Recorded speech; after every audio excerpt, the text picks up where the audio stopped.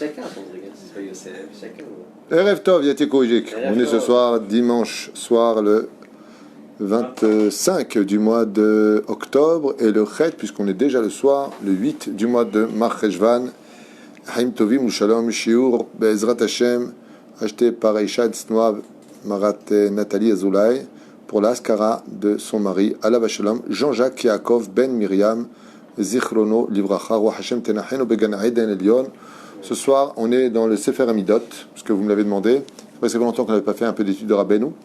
Donc, cette étude soit pour l'élévation de son âme, Be'ezrat Hashem, Betnaim Tovim. On est avec le mérite de Rabbeinu, que de mettre l'étude qu'on va faire maintenant élève l'âme de tous les métiers Israël Bichlalam, son âme à lui.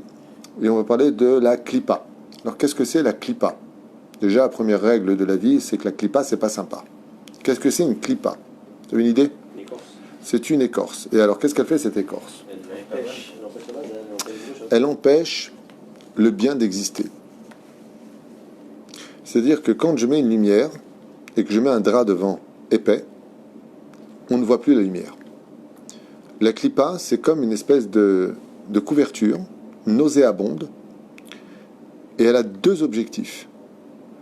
Non seulement elle retire l'objectivité du monde, ça veut dire elle rend fou les gens, elle les rend malades, voire mentaux. Et en plus de cela, c'est un aimant pour les mauvais esprits. Là où il y a des clipotes, les mauvais esprits ont le droit de venir. En d'autres termes, les mondes parallèles sont fermés, les clipotes sont les clés qui les ouvrent. Juste avant, on a fait un cours sur le Soda Hashmal, la clé du Mazal, comment on ouvre son Mazal. On a vu le cours qui a duré presque 1 heure sur ça. Et là, on est dans son sens contraire, c'est-à-dire, qu'est-ce qui ferme le Mazal? Les clipotes. Donc, le surnom qu'on peut donner au nom de clipote qui s'appelle les écorces, c'est quoi? Shedim, démon. Carrément. Qui dit clipote, créer des clipotes, c'est un synonyme du mot démon. Alors, dans ce cas-là, pourquoi on n'appelle pas ça des démons? Réponse, non. Parce que les clipotes ne sont pas des démons. Ils sont les sièges sur lesquels vont s'installer les démons. C'est pas la même chose. Il y a quand même une différence entre la dimension du mot klippa et du mot shindalet. L'un ouvre l'autre à venir, invite l'autre à venir dans la dimension dans laquelle on est. Quand on fait des clipotes, attends, qu'est-ce qui provoque des clipotes? Comment on crée des clipotes? Si la Torah nous a été donnée, dans le monde dans lequel on vit, c'est pour nous mettre en garde justement de ne pas créer des clipotes. À quoi ça ressemblerait? Imaginez une personne extrêmement belle d'apparence, vraiment. Des yeux en amande, verts, magnifiques, fossettes sur le côté, belles dents blanches, bien alignées, bien foutues, bien baraquées, vraiment une personne, un Tunisien. Voilà. Un beau gosse. Mais vraiment. D'un coup, l'oralenu velo alechem apparaîtrait sur son visage et sur son corps des croûtes qui, de plus en plus noires, de plus en plus laides, accompagneraient ce beau dessin qui se cache en dessous. Comment serait cette personne? Non seulement laide, mais repoussante. C'est exactement ce que font les clipotes dans nos vies. Les clipotes finissent par rendre notre vie laide et repoussante.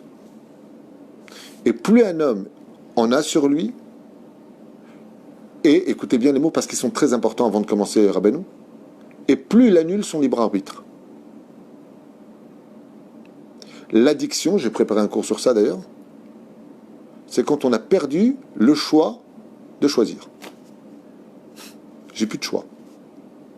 Je suis comme un chamor qui suit sa carotte. Je suis dans un état de faiblesse d'une addiction. Donc, en d'autres termes, on appelle ça, moi, le surnom que je donnerais volontiers au mot addiction, c'est esclavage. C'est de l'esclavage. Peu importe l'addiction à laquelle elle est reliée, que ce soit la drogue, que ce soit l'alcool, que ce soit les jeux, que ce soit les réseaux sociaux. C'est de l'addiction pure, tout ça. D'ailleurs, ça a été créé pour ça.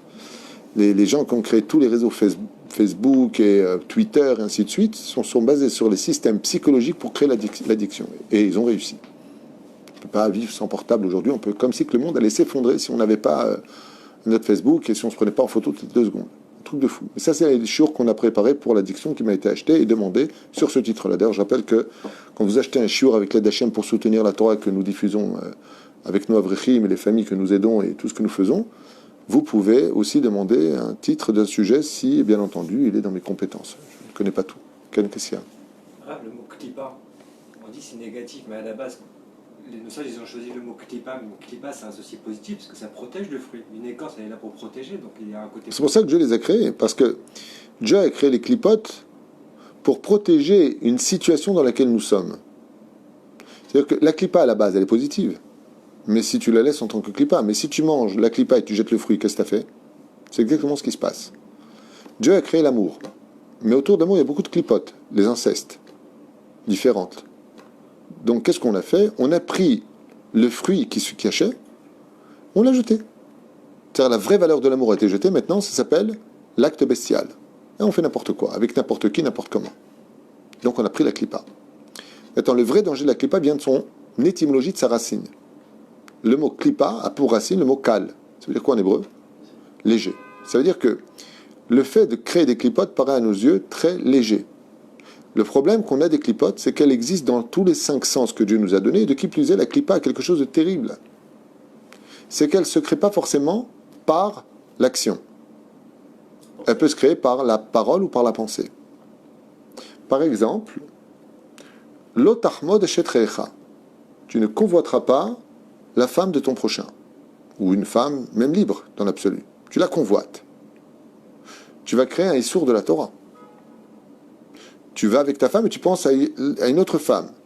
Tu vas créer une klipa. Cette klipa, c'est une tache noire qui pénètre la neshama.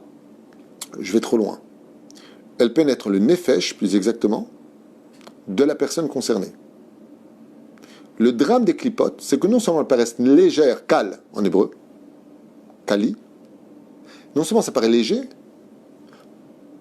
mais le pire de l'histoire, c'est que la clipa est un virus qui se transmet. Qu'est-ce que c'est une femme qui devient nida? C'est une femme empreinte d'une clipa très contagieuse. C'est pour ça qu'elle ne touche personne. Toi qu'on ne s'embrasse pas, quand elle est nida, mais avec son mari, elle ne touche pas.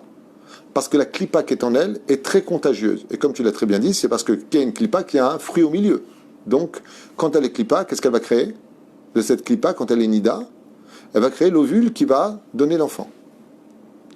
Ce qui fait que quand il y a des clipotes, il y a toujours un bien qui en ressort.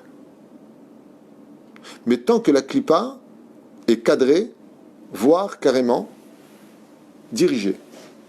C'est là. Le sang de la nida est interdit, le sang de la bétoula est permis le jour du mariage. Tant que j'arrive à canaliser plus exactement ma clipa, elle est indigne de protection. Donc, oui, elle est valable. Mais si c'est elle qui me contrôle, chas veshalom, je deviens automatiquement esclave. Ce qui fait que toutes les personnes qui n'étudient pas la Torah automatiquement sont des usines de fabrication de clipotes. Il n'y a pas plus esclave au monde qu'un homme qui vit sans clipa. Quitte à vous déplaire, c'est une réalité que vous réaliserez ou sur terre ou après la mort. Un homme qui n'étudie pas la Torah, tu sais, quand ils te disent « Laisse-moi tranquille avec la Torah, les mitzvot, les halachot, ça, vous êtes des bœufs, vous suivez comme des moutons un système. » Je suis mort de rire. C'est exactement le contraire. C'est exactement le contraire. Quand on était chez Pharaon, où il n'y avait pas d'interdit de Nida, il ne faisait pas la Brit Mila, il n'y avait rien de tout ça, on était des esclaves chez Pharaon. Et quand on est sorti pour aller chercher la Torah, Dieu nous disait « Ah, enfin vous êtes un peuple libre. » Parce que la Torah va te libérer des clipotes, donc tu vas te sentir plus léger. Automatiquement, donc, tu vas être plus libre. Plus libre de pouvoir te déplacer là où il faut aller. Quelqu'un qui est rachat, rempli de clipotes, il ne peut pas faire teshuva. Pas parce qu'il ne veut pas, hein. Parce qu'il a trop de poids de clipotes sur lui. Il faut d'abord qu'il gêne, il faut d'abord qu'il casse quelque chose qui est en lui. D'où la demande de Yaakov Avinu qui a demandé la maladie. Pourquoi la maladie existe-t-elle? Parce que c'est le marteau-piqueur des clipotes. Ouais, j'ai peur de personne, moi qui c'est qui peut contre moi, je vais t'éclater, je vais te faire, il est malade. Il est mourant. Il a crevé. Je te demande pardon. J'ai peur. T'es à la lumière. Makara, où est la grande bouche? Où est moi? les clipotes ont fondu grâce à la maladie. Les maladies sont là pour rappeler à l'homme qu'il a intérêt de se calmer avec ses clipotes. Et chaque fois qu'une personne tombe malade, et peu importe la maladie, oui, il fait tomber avec lui les clipotes. C'est pour ça qu'une personne qui tombe malade, en hébreu on dit comment? Nafal le mishkav. Il est tombé dans son lit. Il est tombé dans cette dimension-là. En tombant dans son lit, il fait tomber toutes les clipotes. Et les clipotes, je vous dis, le problème, non seulement elles sont sur la personne, mais par exemple, Rabbi Nachman, il dit ouvertement, on peut le dire à maintes reprises, celui qui, chas v'shalom, vit dans la clipa, il faut absolument qu'il aille beaucoup au mikvé, mais c'est pas que ça. C'est que là où il a été, sa clipa, elle réside dans l'air. Il va falloir laver l'endroit où il a été. C'est pour ça qu'il y a eu le déluge. Le déluge est venu parce que toute l'atmosphère était imbibée de clipotes. Et les clipotes, c'est quoi? C'est du roi Ra'a. C'est du vent. Ça s'exprime par les quatre qui existent, la terre, le feu, l'eau et le vent. Eh bien, les clipotes sont des rouchot. Elles existent en forme de vent. Qui est l'antithèse du vent? L'eau. Donc Dieu a envahi la terre d'eau pour annihiler les clipotes qui s'y trouvaient. Et donc renouveler la vie. C'est pour ça qu'une âme qui a fauté, qui revient en réincarnation, eh ben, elle vient toujours dans l'eau. Pourquoi est-ce que le bébé vit dans l'eau pendant 9 mois? Pour nettoyer de lui toutes les clipotes qui étaient précédemment son tikkun. On redémarrer à zéro. Varim pshutim qui sont très profondes et intéressantes. On commence avec Rabbi Nachman. Qui dit? Moreno arabe. Otiot ata machnim et klipot. Vous savez, très curieux que nous osions dire Baruch ata Hashem. Voilà, Dieu c'est ton copain. Ata ça veut dire toi. Quand tu parles à Dieu, Atem, on aurait dû dire Baruch Atem Hashem. On va dire ouais, Atem ça veut dire quoi? Ils sont plusieurs? Non. Quand on parle à une personne très importante, on parle toujours au pluriel. Vous me permettez? On vous voit la personne. Ouais. Pourquoi Dieu nous permet cette proximité de l'appeler Ata? Rabbi Nachman étudie, tu sais pourquoi? Parce que les lettres du mot Ata, ensemble, Aleph, Taf, E, c'est un code, c'est un mot codé qui détruit les clipotes qui sont autour de toi. Ce qui fait que comme une personne, elle fait des fois du Lachonara, prête pour une pomme, ah, attends 2 secondes, après que j'ai fini mon Lachonara, Baruch Ata Hashem, Rabbi Nachman il dit Ata machnim et klipa. Il va briser les clipotes de ta bouche pour que tu puisses prononcer le nom de Dieu. Donc, une des raisons pour laquelle, nous dit Rabbi Nachman, on parle avec Dieu au nom de Ata, Baruch Ata Hashem, Ata, hein, et pas Hata, justement, Baruch Ata Hashem, comme disent les Tunisiens, ils se trompent là-dessus. Eh bien, tout simplement, qui Ata machnim et klipot. Chidouche, tout est chidouche. Shmira le yoledet. Quand une femme est enceinte, il y a beaucoup de clipotes autour d'elle. Et une des clipas principales de la femme enceinte, c'est la inara. Chez Tirtob Aklaf Pasuk, Hashem Rama Yadecha Bal Yechezayun. Dans ce cas-là, Rabbi Nachman nous apprend qu'il est bon de demander à un sofer de prendre un claf quand une femme est enceinte, pour ne pas qu'il lui arrive des malheurs que les clipotes peuvent rentrer en elle, ou Chazve Shalom autour d'elle. Hashem, elle marque He, Hashem ou Yud Kevavke, Rama Yadecha, il élève sa main, Al Bal Yechazun, de peur qu'on le voit.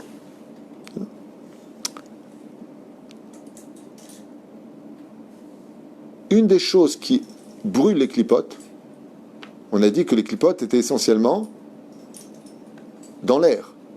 Ouais. Qu'est-ce qui brûle l'atmosphère? Le feu. Omer Rabbi Nachman, Haner machnia shlitat aklipot. La bougie, quand tu l'allumes, la flamme, n'enlève pas la clipa, mais elle l'affaiblit. C'est pour ça que quand on dort seul, le Shulchan Aruch nous dit dors avec une lumière, allume une bougie. Pas près des rideaux, s'il te plaît. Tiens, on parlait du mazal juste avant. Rabbi Nachman nous dit Mazalo shel Adam, le mazal de l'homme. Tu vois, Rabbi Nachman apparemment il étudiait aussi ce que j'étudiais. Enfin, j'étudiais ce qu'il a étudié. Enfin, un truc comme ça. Non, c'est fou. Mazal shel Adam, mazalo shel Adam, shomer et Adam miliot nizok. Grâce au mazal d'un homme, il est protégé des fois des clipotes. Grâce à son mazal, qui brille plus que d'autres. Une des raisons d'ailleurs que je vous ai pas dit tout à l'heure, mais celui qui veut un meilleur mazal dans la hidbo des doutes, de parler avec Dieu, on a le droit de lui demander d'augmenter notre mazal. Moi je le demande toujours à Hachem. Mazali, Kezor Rakia. augmente mon mazal pour que je puisse mieux te servir. Pas Stam, le mec il a le meilleur mazal, après qu'est-ce que tu vas faire avec? Tu vas aller à Tahiti ou alors tu vas dire Haïti. C'est un jeu de mots. Ashiva kolot shamar David Amelech al hamayim bediburan machnim et haruach ra. Et c'est quoi ces diborot dont tu parles?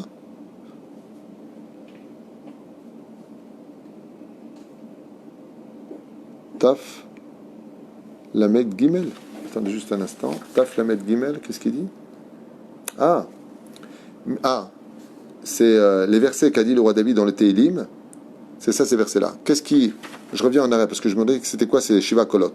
Les 7 voix qu'a fait entendre le roi David étaient Bidiburam, Machnim et Arwa Ra. Pourquoi il n'appelle pas Klippa? Parce que je vous ai dit que la Klippa, c'est un roi Ra. C'est quoi ces 7 versets qu'il a dit? Je voudrais bien compter, je ne sais pas combien il y en a. 1, 2, 3, 4, 5, 6 et 7. Donc je ne me suis pas trompé, c'est ce Télim-là. Pour éliminer les rois Ra, c'est-à-dire le roi Ra, les clipotes, Mizmor le David, Avula Donai Bene Elim, Avula Donai Kavod Vaoz, Avula Donai Kevod Shemo, Ishtachavula Donai Badrat Kodesh. Il y a 7 versets-là.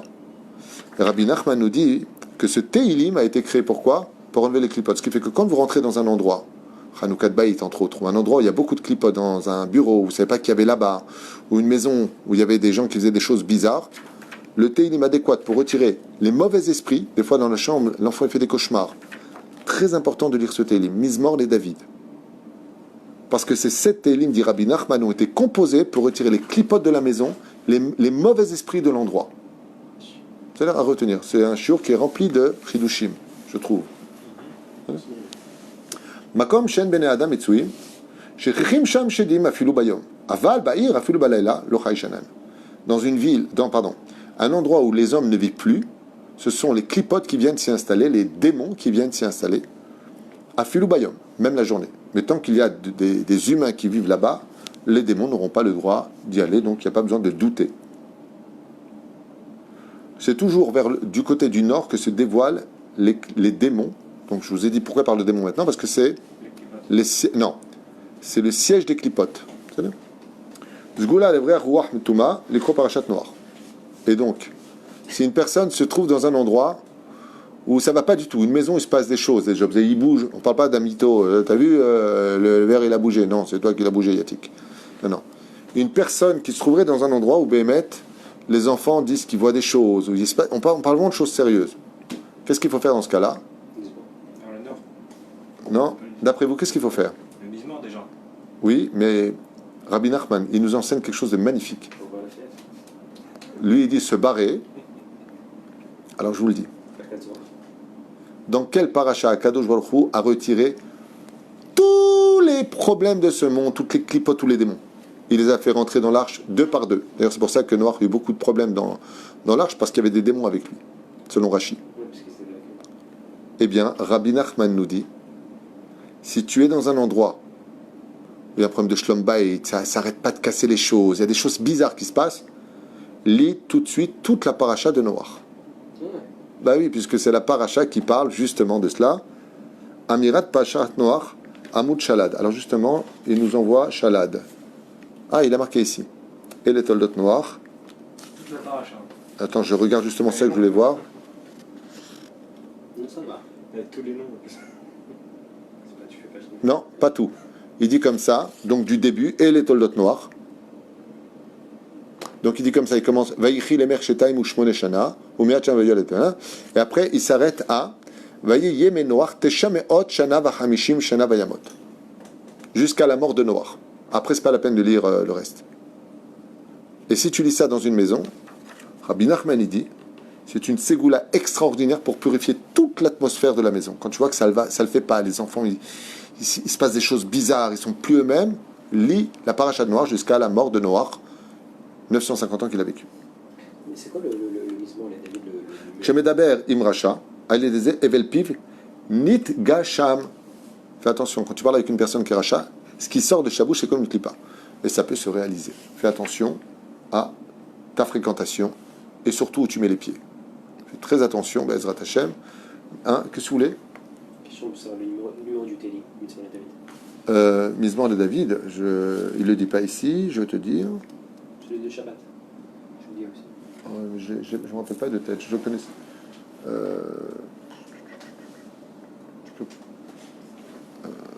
Non, c'est pas un télim, ça. Je sais pas pour mon télim.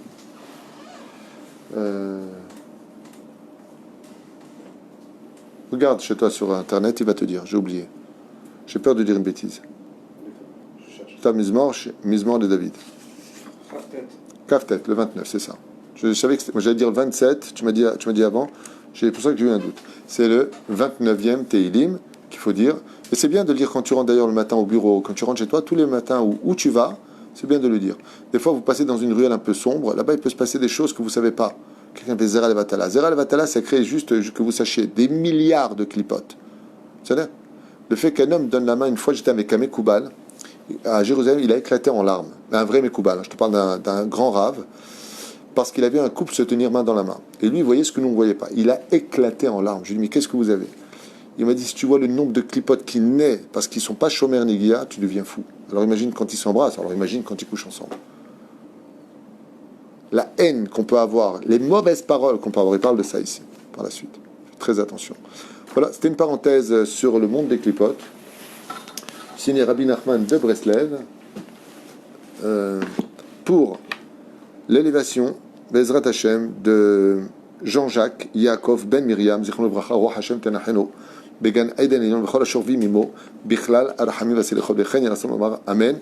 C'est une des raisons pour lesquelles les femmes enceintes ne doivent pas aller au cimetière. Déjà les femmes non enceintes ne doivent pas y aller, mais à plus forte raison quand elles sont enceintes, parce que c'est rempli de clipotes. Les cimetières sont des endroits extrêmement tamés. Et quand on rentre au cimetière, ben, on ne se rend pas compte, mais ils s'accrochent où les clipotes? Vous savez où? Aux vêtements. Le Ben Ishraï dit il s'attache aux vêtements. On ne les voit pas. Ce qui fait qu'un homme qui sort d'un endroit tamé, il va vouloir faire quelque chose de bien, puis d'un coup, il n'a plus envie de le faire. Mais qu'est-ce qui s'est passé? Qu'est-ce qui se passe? Pourquoi tu tombes? C'est que tu as des clipotes. Le Ben Ishraï dit il faut secouer ses vêtements. C'est pour ça que le matin, quand on prend le talit, il faut le secouer aussi avant de le mettre. Tu fais tomber des clipotes. Il y a plein de choses qu'on ne voit pas, mais la vie, c'est comme les microbes. C'est pas parce qu'on ne les voit pas qu'ils ne nous tuent pas.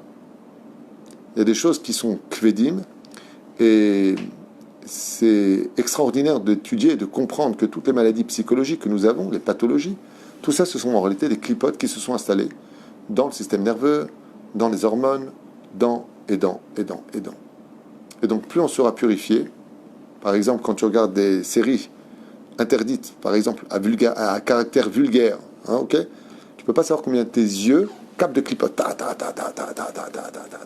Ce qui fait que, après ça, tu viens pour regarder l'étude de la Torah, tu vois, c'est sympa, mais ça va rien te changer. Parce qu'en réalité, tu vois pas. On a des yeux pour voir, mais on est aveugle. On a des oreilles pour entendre, mais on n'entend plus. On a une bouche pour parler, poser les bonnes questions, mais on ne posera même pas les bonnes questions. On va descendre de niveau, parce qu'on va être pris dans une clipa, c'est-à-dire on va rentrer dans une prison. En d'autres termes, être prisonnier. Et Rabbeinu, il dit, c'est pour cela d'ailleurs que la plus grande haine des Réchaïm sur le monde de la Torah, c'est parce qu'ils sont en prison. Leur âme, qui est remplie de clipotes, ne supporte pas le religieux qui est libre. Un religieux, c'est un homme libre. Quand tu acceptes de te soumettre à la Torah et les mitzvot, c'est parce que tu es libre de le faire. Donc plus une personne est pieuse, et une Torah de vie, parce que le Yetzer Hara aussi, il sait te rendre religieux pour être pathétique au nom de la Torah. Il parle religieux mais agréable. C'est une personne qui n'a pas beaucoup de clipotes. Vous avez fait attention. Mais il doit toute sa vie sur les gardes. Une fois, un rave m'a dit, rien qu'en marchant sur une flaque d'eau, une femme aurait fait tomber une goutte de nida, un homme peut tomber de toute sa Torah à cause de ça. Par exemple, la colère. La colère, c'est quand la clipa te pénètre. Roach tout nichnasbo. La colère te fait perdre toute ta sagesse. C'est une clipa. Donc il faut être serein, bon, sportif, généreux, sympathique, génial. Quelqu'un de bien. Homme, femme, enfant, parents, grands-parents. Tout ce que nous devons être, c'est être au summum du positif vis-à-vis de tous. Heureux celui de qui on dira le jour de sa mort, il n'avait pas de défaut.